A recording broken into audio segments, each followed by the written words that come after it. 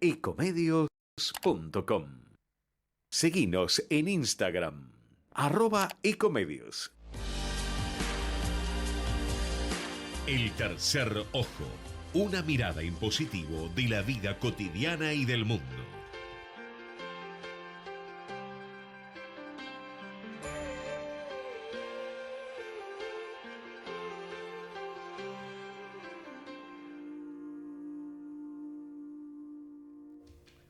Muy buenas tardes, queridos oyentes. Bienvenidos al Tercer Ojo por Ecomedios AM 1220, un programa que hoy va a contar con la presencia estelar de nuestro panelista, Juan Marcelo Villoldo. Ausentes con aviso, Eduardo Mario Fabier, Felicita Sargüello. Y estamos haciendo acá el aguante del programa, quienes habla Oscar Cesaretti, con una invitada de lujo que va a ser presentada por Juan Marcelo, la escritora Cecilia Bianchini, autora del La Séptima Casa. Estamos en la ciudad de Buenos Aires, una tarde maravillosa, el tráfico muy complicado, pues recuerdan que hubo una marcha con motivo del 1 de mayo. Ahora las marchas del 1 de mayo se hacen un 30, una cosa rara de la posmodernidad. Así que el centro está un poquito congestionado. Y son exactamente las 19:05 en una tarde muy, pero muy linda en la ciudad de Buenos Aires. ¿En qué programa estamos? ¿Número? ¿Te gustan los números pares o impares? Me gustan los números pares, porque yo tengo un toque. Si me da impar, uno es poco. Si me da impar, me gusta restarle. Una estupidez. Yo sumo patentes, por ejemplo. Entonces, nada, toque de contador deformado. 438, estimado Juan Da Marcelo. 15, ¿ves? Mira, el que viene va a dar 16, que es mi número favorito, pero bueno. Bueno, perdón, ¿y sumabas patentes? Por ejemplo, 438 hago 4 más 8, 12. Y el 3, 9, entonces menos 3, 9. Nada, una cosa así. ¿Pero eso lo haces cuando vas en los colectivos? ¿O lo haces El en colectivo, el número que te vea, no sé. Podemos estar ahora, te toca a vos hacer tu columna y yo te estoy sumando quizás los números del celular de Ecomedios. Yo tengo una intriga. Vos en el colegio secundario, ¿te mandaron a un instituto especial por ese toque? No, pero bueno, tiene que ver con los números. Bueno, vamos a lo importante de hoy, que acá tenemos. No, vamos a decir quién es el productor. Sí, perdón. Bueno, a ver, Sin preséntelo ellos no usted, Juan Marcelo, acá. ¿quién es el productor de este programa? Dale, Federico Politi. ¿Y gracias a quién estamos en el aire? Gerardo Subirana. Es que es un milagro que esto salga para alguien no pueda escuchar. Que te va a hablar a vos si yo estoy metiendo la pata o si no. No, Subirano no me habla, me ladra directamente. Bueno. Subirano, muy buen día del trabajo para mañana, porque usted acá es el único trabajador de esta radio.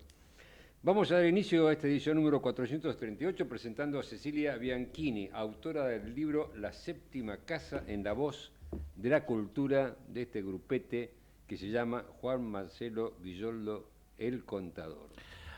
Bueno, buenas tardes, Ceci, ¿cómo andás? Hola, buenas tardes, muchísimas gracias por la invitación, súper contenta de estar acá. Es un programa muy importante. Sí, absolutamente. ¿Quién hizo esta sinopsis de tu vida, vos? Sí, tratando de sacar todo y No, dejarla básica. porque hay quienes en su vida actual se presentan como escritora y dejan el pasado atrás. Acá ella arranca con el pasado. Nació, y el pasado y la actualidad. Nació y vive en Buenos Aires. Es licenciada en Ciencias de la Comunicación, egresada de la UBA. Fue maestra, fue periodista y desde hace casi 25 años trabaja en marketing y comunicación en la industria del cine. La Séptima Casa es su primer libro publicado. ¿Hoy sos más autora? O sea, maestra ya no sos. No. ¿Periodista? Tampoco. Tampoco. ¿Sos más autora? Soy más, autora y todavía... O licenciada. Sí, las dos cosas. Okay. Creo que las dos cosas y que además tienen mucho que ver. Y una fue formando a la otra, así que creo que las dos cosas. Bueno, estamos acá con Cecilia, con su primer libro, La Séptima Casa, ahí lo están viendo, de editorial Enero, con una tapa hermosa. Cuando yo vi por redes que con Ceci nos conocemos desde su rol de comunicación de medios en Warner Fox, ¿no? Sí, estuve en Fox mucho tiempo y después en Disney actualmente. Actualmente en Disney. Y cuando veo este libro le pregunto de qué va y digo, qué lindo, me seduce la tapa, La Séptima Casa. Teníamos acá un poco la gacetilla que ahora vamos a ir mencionando algunas cosas, y me gustó la propuesta. Y le dije que reconozco que a mí me gusta como lector ver la contratapa para terminar de ver, y la contratapa la acabo de leer recién. Y me gustó esto como para las y los oyentes ir seduciéndolos en lo que van a entrar en un ratito y en la propuesta que lean. Cuando uno abre la tapa de un libro, lo que está abriendo verdaderamente es otra cosa, una invitación. La séptima casa abre puertas y ofrece al lector un café, un cómodo sillón donde volverse espectador activo, como si estuviera ahí adentro, en el corazón del espacio donde suceden las cosas. A veces es una ventana lo que se abre, no siempre par en par. Puede estar entonada, y entonces asistimos como testigos, como voyeristas, y será inevitable sentir que no debemos estar ahí, que aquella intimidad no nos pertenece. Y además esto es como podría ser un afiche de una película, ¿no? Es una puerta, una puerta, una puerta. ¿Cómo nace la séptima casa?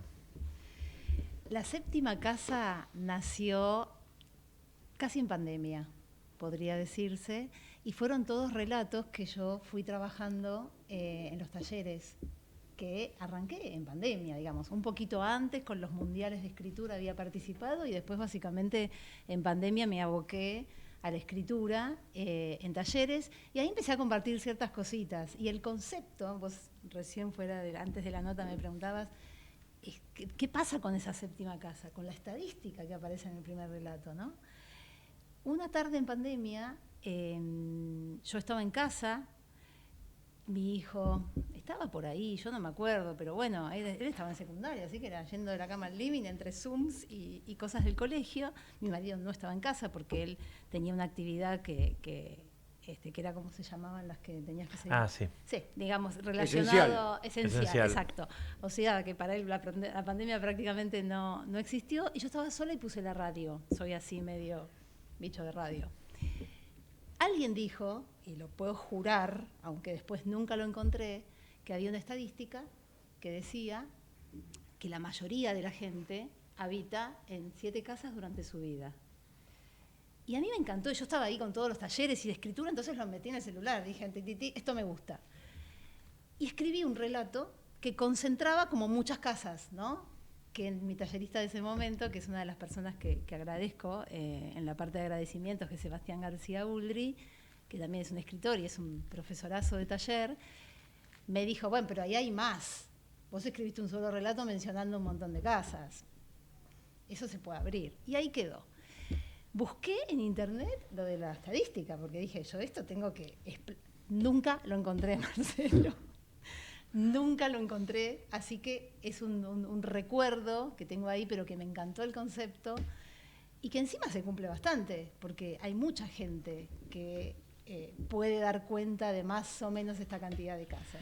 Yo en el último posteo, a mí a veces me gusta hacer, si el libro lo leo rápido, hago un solo posteo, lo fui digiriendo y disfrutando hermosamente, y en el último posteo que pongo, hoy una amiga me comenta, una amiga me comenta y me pone, estoy pasando a la siguiente. Y le dije, ¿por cuál vas? ¿Qué número es? Me dice, la tercera con Edu, el marido, y 3 más con mis padres. Pero igual es muy fuerte, dijo. Dije, qué lindo esto, ¿no? Qué lindo que genere eso. Y creo que es la última, la que está, porque se está yendo de una casa grande que tiene a un departamento, que es lo que a veces quizás la adultez te lleva, ¿no? A decir, bueno, voy a la seguridad, no puedo mantener esta casa, o a la comodidad, o etcétera. Qué bueno eso que contaste recién, porque cuando dijiste los relatos, yo te iba a preguntar si los relatos habían sido sueltos en algún momento. Los relatos fueron sueltos. Ah, o sea, ¿iba a ser como un libro de cuentos? No.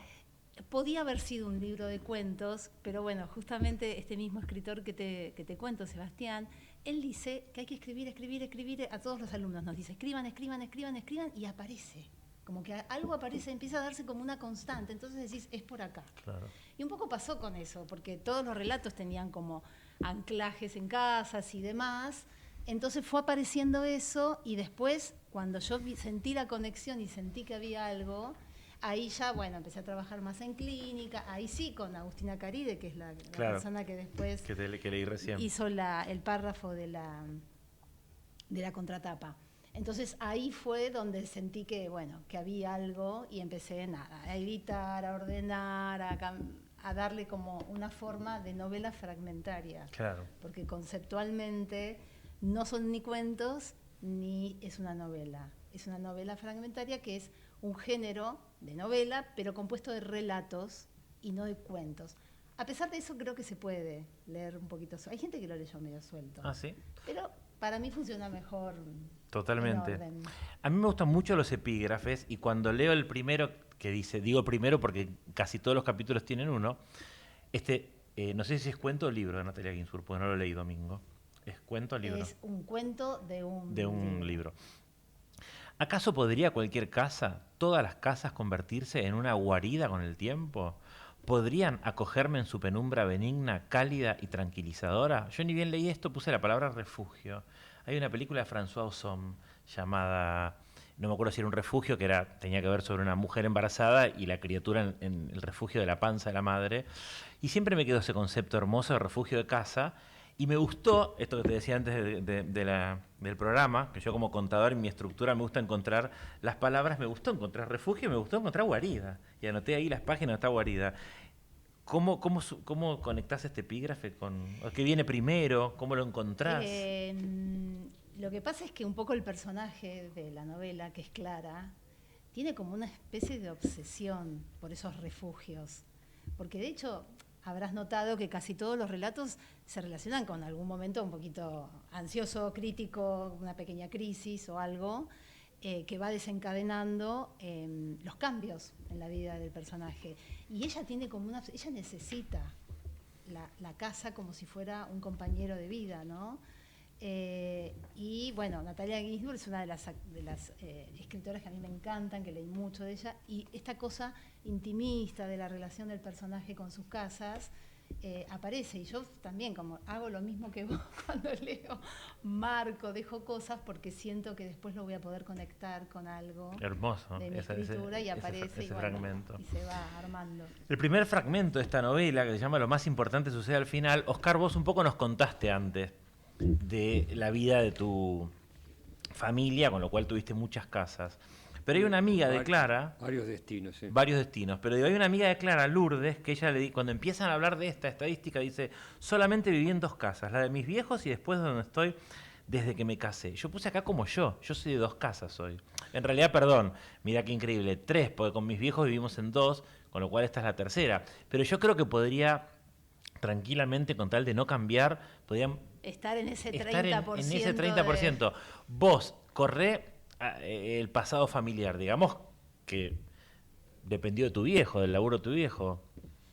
¿Cuántas tuviste 4. después? 4. ¿Y te gusta el cambio? Sí, me gusta. Lo que tenés que acostumbrarte es a los nuevos ruidos. Claro. Cada casa, porque algunos fueron departamentos, otras fueron 2 casas y otros 2 departamentos. Sobre todo las casas tienen ruidos propios. Viven.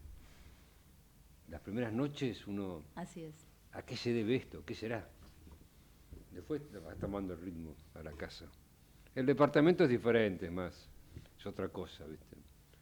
Pero sí, me gusta. Y casi me mudé a una quinta, pero no tuve quórum. Bueno, o sea que estás en 4 casas, estás a 3. Estoy a 3. A 3 de la séptima. Acá dice, cierra el primer capítulo, Clara diciendo, iba por la 6ª, estoy a 1 de morir. Me gustan estos cierres así, abruptos, que decís, ya está, o sea, listo, cerró, vamos como sigue.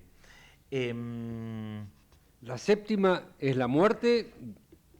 La última. Podría ser la última morada, si querés. La última morada. Que te digo que cuando mi viejo estuvo en un hogar, me acuerdo de estar en ese hogar, haber trabajado como interventor judicial en un geriátrico y que la dueña del geriátrico me dijera, esta es la última morada. Vos decís, esa frase romántica no es tan romántica, porque si vivís en tu casa y tenés salud, sí, es lindo decirlo. Pero claro, en los términos de este libro sería la última morada.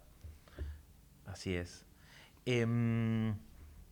Me gustó cómo vuelve la protagonista en este siguiente capítulo que se llama El día que se abrió la puerta, cómo vuelve a la casa de los abuelos, cómo vuelve a la casa de la infancia. Sí.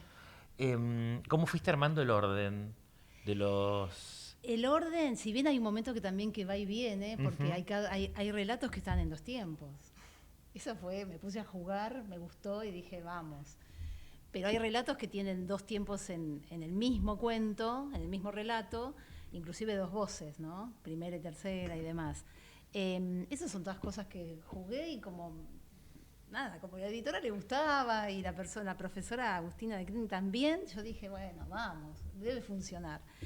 Yo creo que el orden tiene que ver un poco con los momentos de crisis o de evolución del personaje, ¿no? Porque si bien cuando ella vuelve a la casa natal, como recién marcabas, ella es adulta, pero está volviendo y sería la casa número 1. Entonces, si querés, podés arrancar de ahí para empezar a armar un poco. Mi idea era que el lector pudiera jugar y empezar a armar ese número de casas. Entonces, hay cierta lógica, aunque haya relatos que van y vienen, porque en el primero está anclado en la 6ª casa, pero empieza a recordar otras, ¿no? Pero hay como cierta lógica en que trata en cada relato de darte la pista de qué casa estamos hablando. Y después va y viene en el tiempo y juega de la 1 a la 6. Me gusta que acá habla de que la casa histórica eran habitaciones en modo chorizo que se convirtió en una casa de altos. Es lindo porque digo, ¿cuántas generaciones actuales leerán casa chorizo? Tendrá que googlear para ver qué eran las casas chorizo de nuestros abuelos. Claro. Que ya Claro. hoy ya la sobre el mundo, digo, la cantidad de habitantes que tiene ya no te da espacio para casas chorizos, tienes todas para arriba, todas de altos tienen que ser. Pero además está la cosa histórica que también era muy común de la época, de que la hija que se casaba construía arriba. Claro. Y ahí aparece un poco eso. Es verdad. Y terminan siendo un montón. Sí. Y me gustó como ellas intentan engañar a la vendedora y al final es hermoso, a la vendedora de la casa. Porque es como raro eso, ¿no? Para el vendedor, digo. Sí. Debe de haber tenido experiencias así los vendedores, porque da curiosidad. Sí, escucharán cada cosa. Vos decías recién el tema de los tiempos. Me gustó, hay un capítulo donde ella va narrando que está con su hijo y de golpe es como ver, no me voy a acordar a la película, pero estas películas que suelen narrar en tiempo real cómo va creciendo la gente, porque son películas que le llevan años. Y ella, si querés con elipsis, te va narrando que un día está en el taxi con el hijo y otro día el hijo tiene 1,80 m. Entonces en un capítulo vos ves la crianza. Después vuelve con el hijo chico al capítulo siguiente, pero ¿cómo fue construir ese? Ese capítulo es hermoso. Ese capítulo nació siendo un párrafo, que no sé por qué se me había ocurrido, también en uno de esos talleres.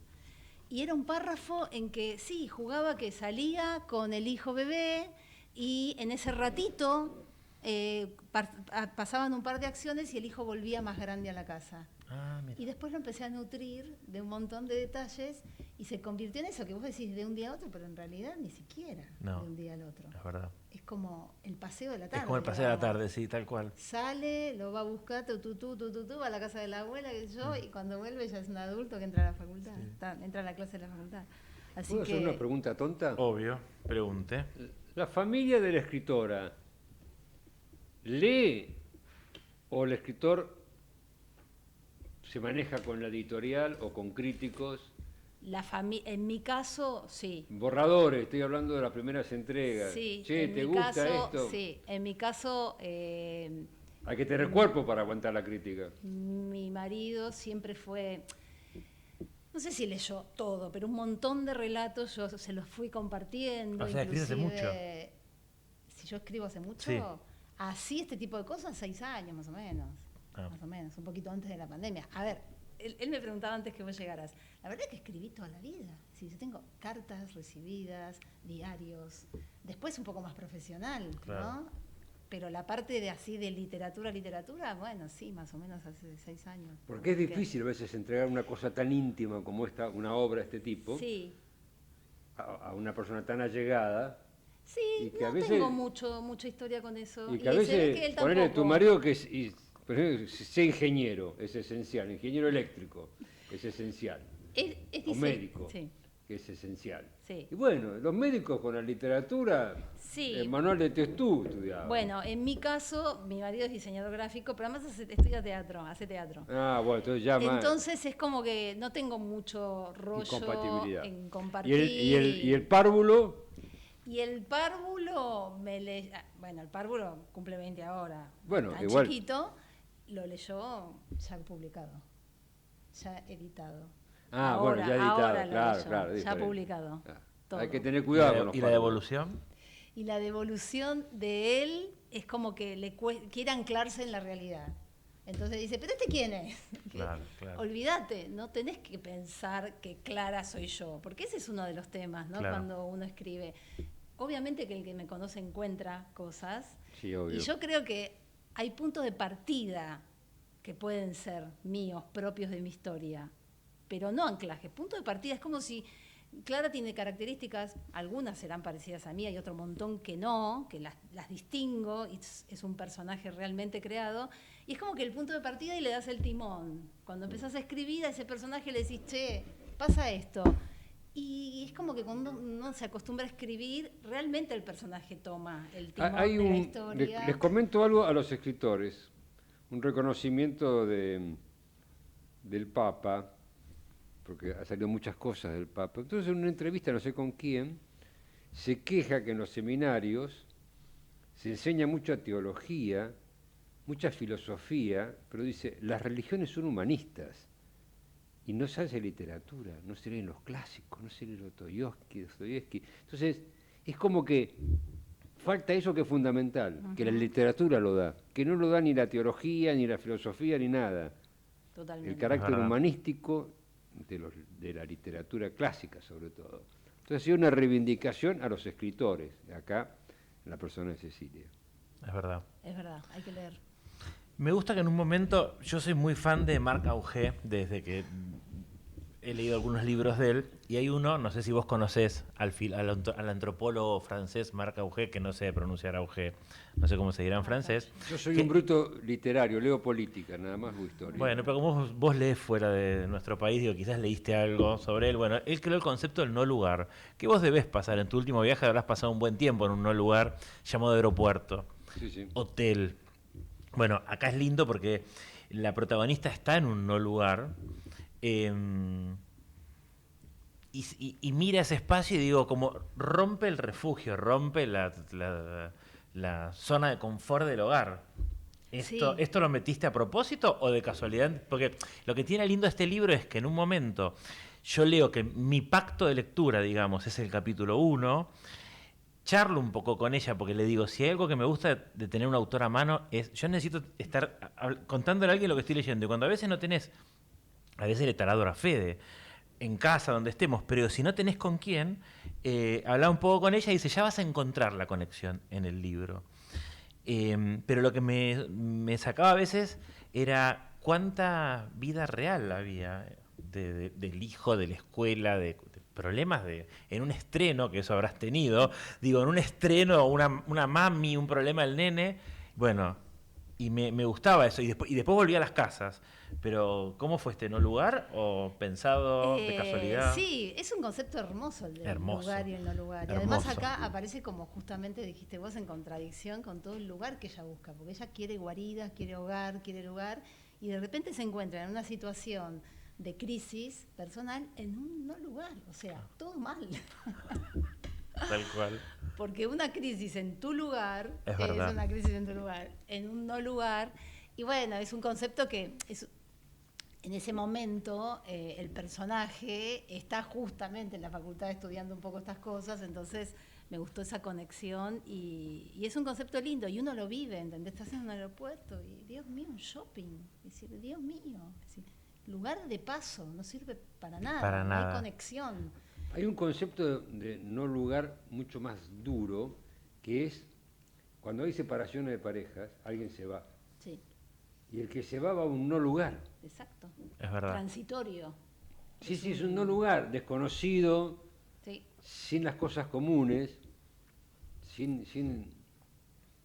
es como el destierro, ¿viste? Que el peor de los castigos que los griegos imponían a sus ciudadanos Sí. era el destierro, no la muerte. Sí, cuando uno es ajeno a un lugar, cuando no hay una conexión, no hay una... un poco es eso, el concepto de no lugar, y es verdad, cuando uno... Inclusive a veces en una mudanza se puede ir a un no lugar hasta que uno lo empiece a apropiarse y sentirlo un lugar, ¿no? Así es. Bueno, tengo unas preguntitas más antes de que me esté haciendo así. A ver, en este capítulo llamado Siempre necesitaré volver a casa, dice en un momento Clara, mi departamento es el único lugar del que no me quiero ir. Es el oasis en el desierto, es la salvación. O sea, volvemos a lo mismo que estamos diciendo. Pero yo me pregunté, a mí me pasa con mi barrio. O sea, yo cuando decidí mudarme, que siempre digo lo mismo, fue de la casa hasta donde me llegó el cordón, porque yo vivo exactamente a la vuelta. Claro, es el barrio en el que nací. Yo voy a cumplir 51 años y salvo el tiempo que viví en la casa de Fede en Palermo, que tampoco me fui tan lejos, viví en Belgrano. Y siempre dije, yo quiero tener algo en el que me sienta cómodo. Digo, este concepto de casa, el barrio, ¿te parece que puede ser por anexión? Sí, yo creo que sí. Yo creo que sí. De hecho, no sé, a mí también me pasó que cambié de barrios en algunos momentos y volví como al original, ¿no? Sí, yo creo que sí. Es como la casa extendida. El barrio puede perfectamente ser la extensión de la casa. Hablábamos antes de los epígrafes. ¿Cómo se te ocurre ponerle epígrafe? Claro, es verdad, tiene sentido ahora que pueda ser una novela fragmentaria, ¿no? Porque le das como cierta independencia. Sí. ¿Cómo se te ocurre ponerle para... esto a mí me parece... Bueno, a mí me dio cinematográfico también en algún punto, porque esto es lo que en el cine solemos llamar fundido a negro, pero cada capítulo tenemos la presentación en negro, que a mí no me dejaba poder escribir cosas en el epígrafe, pero... y algunos tienen epígrafe. Algunos tienen epígrafe. ¿Por qué? Y porque nada, autores que van, es decir, tienen los conceptos, lo dicen mucho más lindo que yo. Entonces me ayuda un montón a ese concepto que yo quiero transmitir del libro. Pero de alguna manera era como para nosotros los lectores decirnos algo, anticiparnos algo. Estoy anticipando algo y encima con las palabras divinas de escritores que me encantan. Yo sí te marqué una que me gusta mucho y que, como yo leía Apegos Feroces de Vivian Gornick, me estaba diciendo algo a mí ahí, que dice, de pronto su vida ejerce presión sobre mi corazón. Resabios de normalidad es el capítulo, y yo dije, acá me voy a encontrar algo con la madre. Y tenés un capítulo que podría ser un libro, esto. Totalmente. Porque es un tema que... Es un temón, lo que pasa es un temón, por supuesto, y ahí hay como una transformación, un personaje que se va poniendo más grande, por ende su madre también, y como que ese personaje está desesperado por encontrar cosas de normalidad de antes para seguir conectando, ¿no?, con esa madre. Y esto que vos decís, también vos me decís, de acá puede ser un libro. Sí, pero por supuesto, nada. De hecho, hay cantidad de libros sobre ese tema, ¿no? Pero yo lo que siento es que lo que me salió es que todos estos relatos son como pequeños momentos. Trato de pequeños momentos, tratar de transmitir cosas profundas, pero en pequeños momentos, porque eso es una visita a la madre, es claro. Un ratito, una entrevista con un médico que tiene la madre, o el otro que, bueno, es el relato de este hijo que pasea con ella, u otras situaciones, la visita del sacerdote que bendice la casa, digamos. Son todos como ratitos, ¿no? Algunos tendrán un par de días, pero el resto creo que son como esas cosas cotidianas, porque tampoco es un personaje al que le pase nada espectacular ni nada, son simplemente cosas que pasan en la vida cualquiera, ¿no? Y ver cómo de esas pequeñas cosas hay ciertas profundidades y ciertas cosas para contar, y tampoco contarlas tanto, porque lo bueno es que le lleguen al lector sin decirlas, ¿no? Es verdad. Y el concepto de casa, que vos, con esto cierro, el concepto de casa, por ejemplo, la maestra cuando tiene que ir a la directora le dice, ¿hay algo que esté pasando en casa? O decís, ahí tiene digo, que quién no escuchó eso, no sé, a vos te habrá pasado, que te llame el director por alguno de tus hijos, hijas, y te digan, ¿sí? ¿Pasa algo en casa, escribano? ¿O no te pasó nunca? ¿O son todos perfectos tus hijos? No. Tus hijas. Generalmente... Iba la madre. Me llamaban para decirle, lo vamos a expulsar al niño. Claro, ya no sabes si pasa algo en casa, directamente lo expulsaban. Claro. Pero esos conceptos de casa, el que amé es, vamos a cerrar con esto, es el hijo que no llega. voy a cumplir 51 el mes que viene y mamá también. ¿Volviste de dar clase? Yo doy clase 21 a 23 los lunes. Ella quiere que yo le diga, ya llegué a casa. Y uso eso en casa. Y esto puse yo hermosamente real. Porque Me digo, imagino que la llamás por teléfono, le mandás no, un mensajito. Aunque esté dormida y lo escuche al día siguiente, me dice, igual poneme que llegaste bien a casa. ¿Entendés? Entonces yo le pongo en casa. Digo, esos conceptos de casa, también querías mecharlos, te surgieron... Sí, creo que son reales. La casa, hay algo de humanización de la casa acá, porque el personaje, Clara, quiere encontrar respuestas en un ventanal, una siente que una escalera la expulsa o la invita. Es decir, hay algo de humanización en las casas y en los objetos y de protección, una puerta que la protege, digamos, le pide cosas a los elementos de la casa, ¿no? El personaje. Me parece que sí, que hay algo que, volviendo al principio de la charla, es esencial para este personaje, las casas, y siente un montón de cosas en relación a las casas, no por lo material de la casa, sino por todo lo simbólico. Sí, así es. Bueno, Ceci, gracias por haber estado acá. Gracias a vos, gracias a ustedes por la invitación. Te invitamos a, si tenés tiempo, que te quedes. Absolutamente, Así claro. que nos vamos a ir con... El Día del Animal fue ayer. Me olvidé de felicitar a varios amigos. Pero nos vamos con el oso de Antonio Viravents por el Día del Animal. Llévatelo despacito.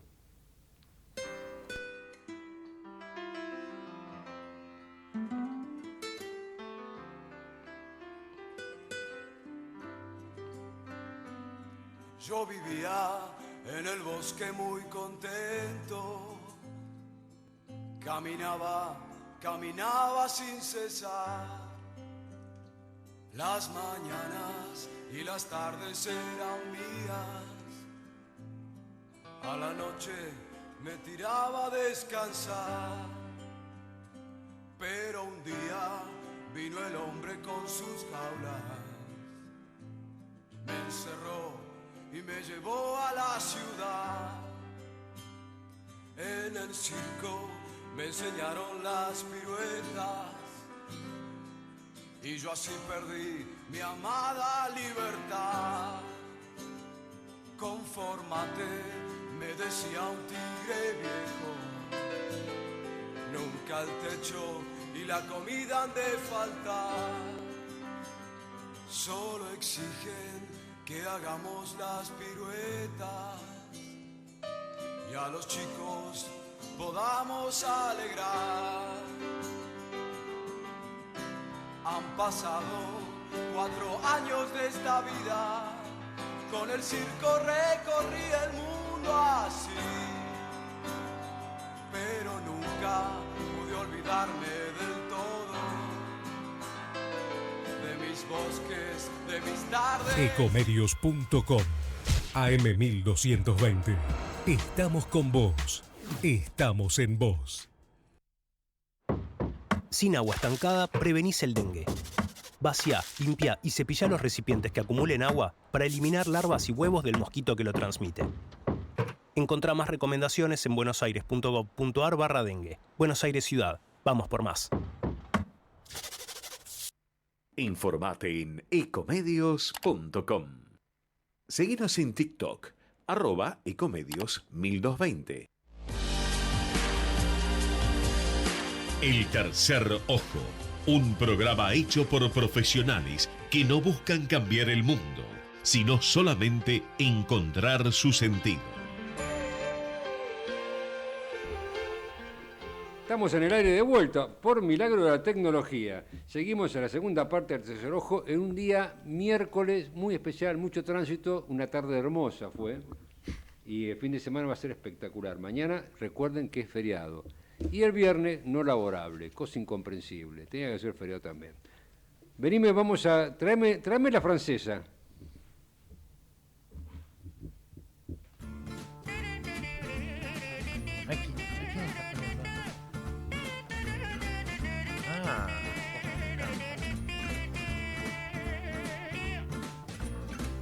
Donnez-moi une suite au Ritz, je n'en veux pas des bijoux de chez Chanel, je n'en veux pas. Música de arrabales. Donnez-moi une limousine, j'en ferai quoi?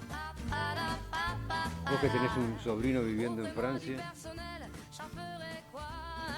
à Neuchâtel. Bueno. Ce n'est pas pour moi, offrez-moi la tour Eiffel. La Universidad de San Pacho, cuyo rectorado me cabe desempeñar, dado que he sido beneficiado con un doctorado honoris causa que me autodesigné.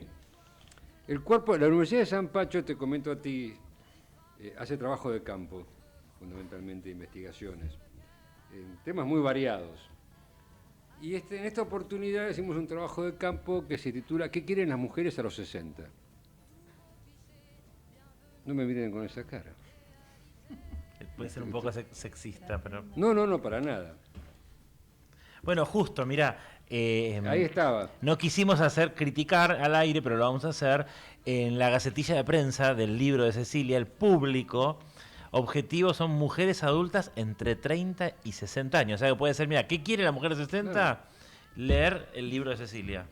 Bueno, lo primero que quieren es borrar ese estereotipo que se le asigna muchas veces la publicidad comercial, que las coloca en un rol siempre de cuidado o tareas domésticas, como si solamente las mujeres fueran las responsables de estas tareas.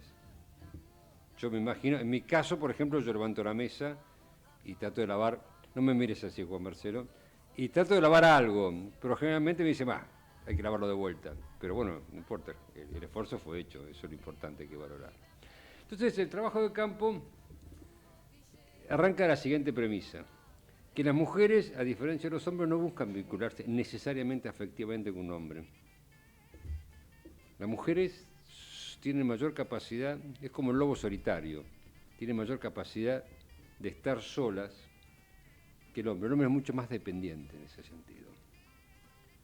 Tiene mayor capacidad para actuar en grupos, entre amigas, organizar actividades recreativas, viajar en grupo, emprender nuevos estudios, bajo el concepto de la sororidad del mundo femenino, y que en el mundo masculino es competitivo. No existe ese concepto, no se da. Bueno, cuando media una conexión afectiva con un hombre, hay algunos presupuestos que debe cumplir ese candidato. Vamos a ver si están de acuerdo. Cada uno en su casa. Algún día, pero nada se queda de lo que entra, se va el personaje y se van las cosas. Primer concepto. ¿Están de acuerdo, Juan Marcelo? Perdón, porque estaba buscando algo que te quiero citar. Un aporte creativo. El otro elemento que tiene que tener el candidato debe ser un otro vital. Un otro con varios temas solucionados. O sea, la mujer de 60 no quiere estar pendiente del divorcio, la separación, la cuota alimentaria, etc. Temas solucionados. Es como que ya venga con el blanqueo, ya está todo blanqueado, ya está todo terminado. ¿Qué busca? Para mí un elemento fundamental del proceso de la seducción es el humor. No se puede vivir sin humor. El otro tema que el estudio de campo sacó como conclusión, un otro dispuesto a asumir una aventura, aunque sea pequeña, una pequeña aventura, una noche en un camping en Chascomús, por ejemplo. Salir de los estereotipos del hombre con traje, corbata, en la oficina, no. Animarse a cambiar un poco ese sentido. Un elemento muy fundamental, un otro que tenga capacidad de aceptar las diferencias sin juzgar ni prejuzgar. En el mundo femenino, esto de prejuzgar y juzgar, sobre todo hay una generación donde la diversidad es aceptada como absolutamente, entonces quedarse con los apotegmas del año 70 es un pelotazo en contra. Un otro solidario, el concepto de la solidaridad con el otro. Y algo que dijo Cecilia, un otro que no se aburra consigo mismo. Bastante difícil de conseguir. Entonces, este es el trabajo de campo que hicimos con el grupo de análisis de la Universidad de San Pacho respecto a qué buscan las mujeres de 60. Podría ser una otra en todo eso, ¿no? Sí, acá, okay, así que lo dejo abierto a Cecilia como escritora, mucho más joven que de esa edad, pero puede intuir a Juan ¿Qué le va a pasar Marcelo. cuando llegue? Claro. Claro, cuando llegue dentro de 20 años, y a Juan Marcelo, aceptamos qué visión tienen ustedes, porque el mundo femenino es muy diferente al mundo masculino en ese sentido. El hombre de los 60 sigue buscando una pareja, sigue buscando otra cosa.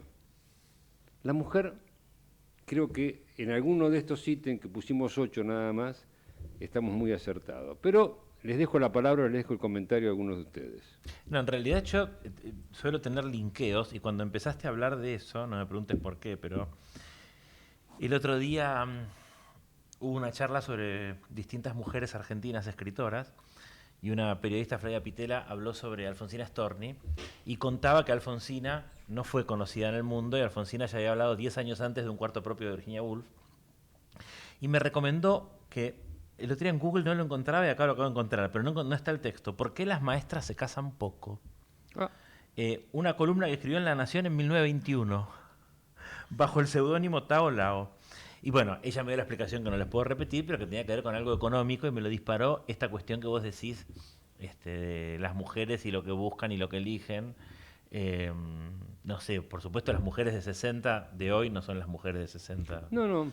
De la generación de mi vieja. No, obvio, estamos hablando de mujeres de 60 actual. Y me gustaría saber las nuevas generaciones cuando tengan 60, cómo va a ser sus 60 también, ¿no? Sus 60 en los que no van a estar, hoy no están preocupados ni por su jubilación, ni nada. Ni por la casa propia. Ni por la casa propia, que van a ser esos 60 de ese momento. Totalmente, seguramente muy distintos, muy deconstruidos, etcétera. Pero, sí, salvo que vengamos una ola conservadora y retrocedamos de vuelta a 50 años. Pero es verdad lo que decís vos, porque te lo linkeo con... la otra vez fui a una feria que hizo una editorial vinilo y yo podía ir un ratito nada más al comienzo y descubrí una autora que no conocía llamada Mónica Müller, que escribió un librito, un pequeño ensayo llamado El nido infernal, referida a la familia. Y ella decía cómo las mujeres, hablando en el campo sexual, que tienen la cantidad de óvulos contados desde que nacen, frente a los hombres que desparramamos hasta cualquier momento. Y es cierto, es esto que decís vos, ¿entendés? Quizás la mujer a los 60 está teniendo, no sé, ya me imagino que ya dueló la menopausia y el hombre todavía está pensando esto, ¿entendés? Sí, En no sí. querer quedarse solo. O sea, claramente creo desde afuera, digo, que las mujeres son más fuertes que nosotros y más independientes. Pero Totalmente. no Cecilia, comentario. No, yo creo que sí, obviamente creo que las mujeres somos totalmente independientes. Creo que los hombres también pueden serlo y que es una cuestión del sello personal, ¿no? A mí el tema de los géneros no me copa tanto, porque en realidad lo único que nos ayuda es a estereotipar y creo que no, que el ser humano es ser humano y después el tema del género, bueno. Pero bueno, si lo queremos separar un poco y hablar ahora que están hablando de las mujeres, creo que sí, que la independencia pasa por... No, lo que buscan.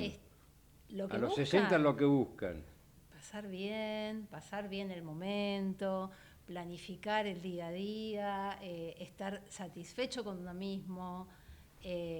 Creo que pasa por ahí y después el modo es, bueno, el que quiere hacer yoga, hace yoga, la que quiere escribir, escribe, la que quiere dedicarse a la jardinería, se dedica a la jardinería, pero bueno, es un momento donde la actividad laboral, si es que la hubo, empieza a menguar, los hijos despegan si es que los hubo, entonces hay un montón de tiempo para empezar a concentrarse un poco Una nueva vida. en uno mismo. y va de la mano de lo que nos preguntaste en el cafecito antes, que vas a hablar ahora también, va de la mano de eso. Pero antes les voy a comentar dos cosas Laboralmente, de un día como hoy. Un día como hoy, 30 de abril, en 1875, nace una institución muy querida por los porteños, el Hospital de Niños de Ricardo Gutiérrez. Mira. Un día como hoy, en 1948, se crea la OEA, que mucha utilidad no fue, pero bueno, se crea. Y un día como hoy, lo seguimos criticando, en el 49 Perón inaugura el aeropuerto de Ezeiza, y digo, ¿por qué lo dejó tan lejos y con tanta niebla? Porque hay una niebla terrible, los vuelos se desvían. Un día como hoy, en 1977, fue la primera marcha de las Madres de Plaza de Mayo. Ah, mira. Y un día como hoy, en 1989, muere el zorro, en el barrio de La Recoleta. ¿Muere? El zorro. ¿El zorro? Zorro. ¿Y por qué en la con todo. Recoleta? Muere en La Recoleta, en nuestro? Argentina. El Sí, zorro Boy Williams, famoso Mira. en Latinoamérica, por el zorro. Mira, no sé, murió acá. Y mañana es el Día del Trabajo. Entonces yo le preguntaba en la preproducción a Juan Marcelo, ¿quién se considera trabajador? El trabajador está ligado a un salario o un autónomo es trabajador. Obvio que no Para tenemos mí, trabajador. sí. Yo cuando en la facultad los llevo a ese campo que hablamos de mi materia, quiebras, créditos laborales, les pregunto, levanten la mano quién labora en relación de dependencia y quién es autónomo. Le digo, tienen la misma naturaleza alimentaria. O sea, les pregunto a ellos, ¿qué haces con tu sueldo? ¿Qué haces con tu honorario? No, está bien. No, pero yo te digo, una cosa es sentirse que tenés un horario. Bueno, definime, no, está bien, pero el trabajador de el 1800... De No, el trabajador actual. Por eso, pero... El trabajador actual entra a las 9 de la mañana a una dependencia pública o a una fábrica o a una línea de producción, tiene un jefe o un capataz, tiene un horario de almuerzo. Pero te quiero decir que hoy está más deconstruido. Cuando vos escuchás, por total. ejemplo, vamos a preguntarle a Cecilia, vos decís, ¿de qué? Ponele que fueras... No, ¿cuál es tu trabajo? ¿A qué te dedicas? Mi trabajo es en Disney, Sí, soy gerente de marketing sí. y hago las campañas de las películas Pero es nacionales. jefa, es gerenta. Perfecto, pero pongámosle que Pero ella... tengo jefes. Por eso, pero te jubilás de esto y te vas el día de Sí. mañana y te dedicas a esto. ¿Cuál es Sí. tu trabajo? ¿Cómo te podrías definir? Como Escribir. Si me escritora. retiro de Pero eso, Escritora autónoma, porque jubilada es escritora. lo que se preguntan cuando dicen, ¿un actor es un trabajador? Sí. Es autónomo, es trabajador. Sí. Digo, hablábamos recién de otras épocas. En otras épocas era más criticable si el hijo no era, la hija no eran de las Claro. carreras. Y además está deconstruido el trabajo en sí, porque vos me decís, él decía, un trabajo de 9 a, bueno, Así sí, es. un empleado de banco seguramente cumple un horario y demás, pero el resto hay miles de funciones que Hubo una encuesta de ya Boomerang no cumplen horario. sobre 3.100 usuarios acá en Argentina. Tan solo el 21% de los consultados trabajan hoy en lo que soñaban. Y nada más que el 16% está conforme con el trabajo que desempeña. El 79% de las personas trabajadoras en Argentina no ejercen la profesión que soñaban en la niñez. El 84% cambiaría su actual profesión por aquella que soñaban de niños, en caso de tener la oportunidad. ¿Y en qué soñaban con ser los argentinos? Entre las mujeres predominaba la vocación de servicio, profesora, médica y diseñadora. Entre los varones, el 18% soñaba con ser futbolista, el 11% con convertirse en ingeniero y el 7% ser periodistas. Hoy la mayoría de los participantes de las encuestas trabaja de vendedora el 32%, profesora el 25% o cajera el 20%, mientras los varones se desempeñan como vendedores un 32%, cajeros un 28% y ingenieros tan solo un 9%. Hay un enorme nivel de frustración Por supuesto. en el trabajo. Por Entonces, supuesto. vos, Juan Marcelo, que sos autónomo, yo te voy a saludar por educación el día del trabajo, nada más, pero no sos un trabajador. No sos un trabajador, te No, lo dijo. Claro. No sos un autónomo, nada Vos más. tampoco, entonces. No, mire, tenés otra preocupación. Por ejemplo, yo tengo otra preocupación, tengo que pagar tantos salarios, tengo que pagar las cargas sociales, un montón de preocupaciones que el que está recibiendo Pero yo un lo que te salario- digo es, ¿vos creés que el concepto de trabajador sigue existiendo desde que sí? No, para mí el concepto del día del trabajo Sí. es el concepto cuando yo tengo un jefe arriba y tengo un Pero, horario o que sea, no lo cumplir. deconstruís. No, para nada, para nada. Porque peor, porque dentro de todo, aunque estés frustrado, mañana no trabajás y te lo pagan. En cambio, el autónomo tiene que seguir laburando. No Sí, puede pero parar y decir, Vos, por paro. ejemplo, yo, por ejemplo, hoy venía en el auto y digo, hay un tránsito muy pesado. Me paré en la Panamericana, dependiendo del Trastevere, como corresponde, me fui a tomar un café y me fumé un cigarrillo. Me importaba, en sí no me importaba nada el horario, porque yo mismo no me voy a autoflagelar con el horario. Y esa libertad no tiene precio. Está bien, pero tiene la contracara, ya que Sí, está... sí, que bueno, tiene que pero- pagar los sueldos. No, que tiene que pero pagar como las está cargas. siendo básico en la búsqueda del concepto de trabajador, vamos a la otra parte básica. ¿Qué es lo que hacemos cuando nos queremos independizar? ¿Qué me dijo mi viejo? Laburó 45 años en metalúrgico en una fábrica. El día que mandé el telegrama me dijo, esto hace 10 años, me dice, ¿y la obra social? ¿Y la jubilación? Bueno, ¿Entendés? Le dije, mira, para la jubilación espero que me millonario. vaya bien para no vivir de la mínima. Y la obra social me paga una prepaga. Claro. Pero después que viene, no tengo vacaciones pagas. ¿Viste? Entonces vos decís, y bueno, sí, pero soy un laburante, soy un trabajador autónomo. Claro, Que me sorprende que en España, no sé por qué, el autónomo es como mala palabra. Claro. No les gusta hacerlo, pero yo Si algo que en el aula siempre les digo que el día que firmé mi primer escrito como auxiliar de la justicia disfruté fue poner ese tomo y folio de ese título, o sea, que me permitió graduarme y decir qué lindo es ese ejercicio profesional. Y soy un laburante. Pero está bien, te entiendo. Quizás el 1 de mayo no se instrumentó de esa manera. No, está bien. Así Bueno, que- pero deconstruiste. no, creo, Oscarcito. sigo Sí, firmemente En mis síntesis. principios. No los puedo cambiar si ofrecen una recompensa más importante. Pero no por esta conversación. Lo sigo manteniendo. Voy a continuar interrogándolos a ustedes con este tema. Fundamentalmente, si saben qué pasó el día 29 de abril como importante, el día de ayer en nuestra vida. No. Un dato, aparte del Día del Animal, aparte de eso, nace el Sexteto Mayor. ¿Alguien escuchó tangos por el Sexteto Mayor? No escuchan tango, 1973. No. Bueno, entonces lo voy a tratar con otra cosa. El 1 de mayo, estimado, ¿qué pasó el 1 de mayo en 1952 en la República Argentina? Eva Perón da el último discurso de vida. ¿Qué pasó en 1966 con los Beatles? Último concierto. Y en 1980, acá tenés que acordarte, vos ya habías nacido, Ya 6 añitos tenía. se presenta Pinky, Mira, ¿cuándo es la televisión color? la No. televisión color. Claro. Ah, claro. En 2 años después del Mundial 1980, 78. En Canal 7, en claro. Canal 7. Diga. ¿Vos sos trabajador? No, es un autónomo. ¿En qué sentido? No, En el sentido retrógrado de acá. Claro que sí, yo soy trabajador. Muy bien. No. ¿Cuál fue el primer trabajo de cada uno? ¿Cómo? El primer trabajo de cada uno. Muy buena pregunta. Que le pagaron, obviamente, ¿no? ¿El tuyo, Juan En Marcelo? un kiosco. ¿Un kiosco? En un kiosco y si querés decir un poquito, el que un poquito más importante, en una farmacia. ¿A qué edad?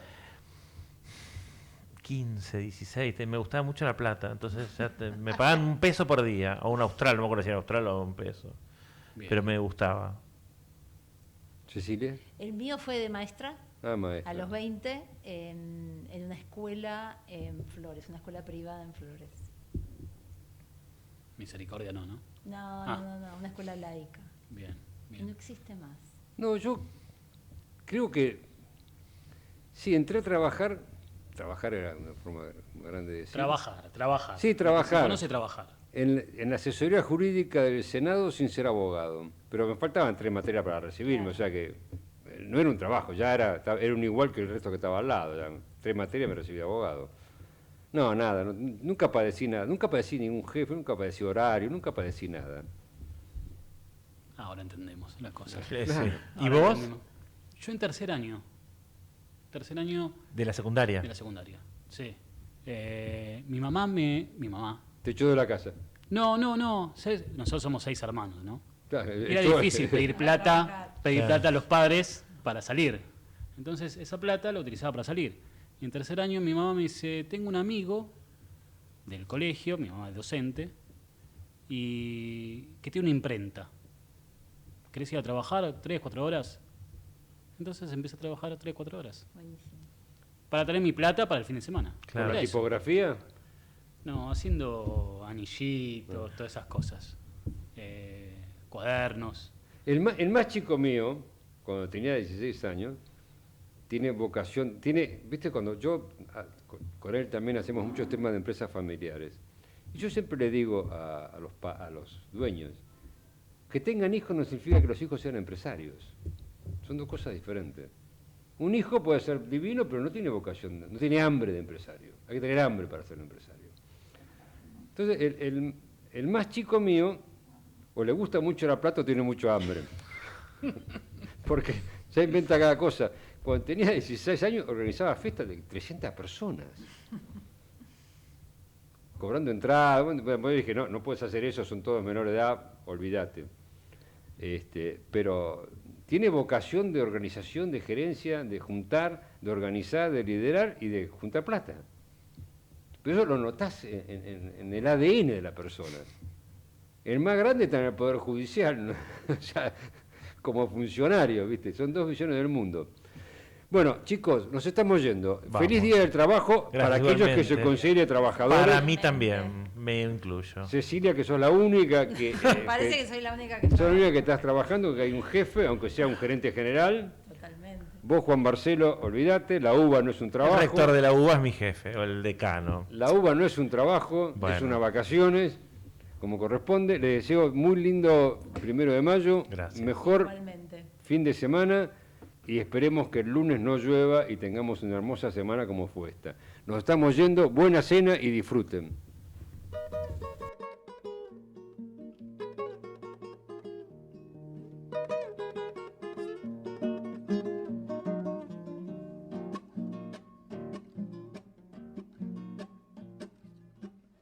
Cruzando los alitrales, uno se muere de sed. Aquello es puro desierto y allí no hay nada que hacer. Cruzando los alitrales, uno se muere de sed. Aquello es puro desierto y allí no hay nada que hacer. Trabajo, quiero trabajo, porque esto no puede ser. Un día veré al desierto convertido en un vergel.